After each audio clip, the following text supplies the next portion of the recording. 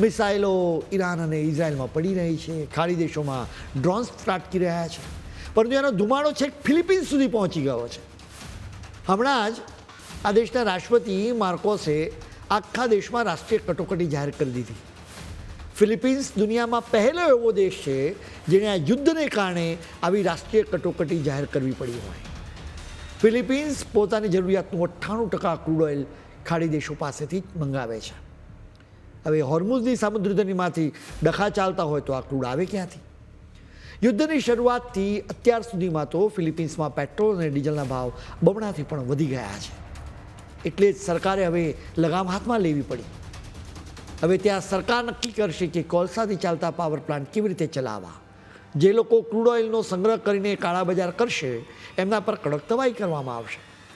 સરકારે તો હવે ટ્રાન્સપોર્ટેશન માટે સબસિડી આપવાની અને ટોલ ટેક્સમાં પણ રાહત આપવાની તૈયારી કરી લીધી છે. આ 1 વર્ષ માટેનો આકરો નિર્ણય છે, પણ જો સ્થિતિ નહીં સુધરે તો આ સંકટ હજુ વધુ ખેંચાશે.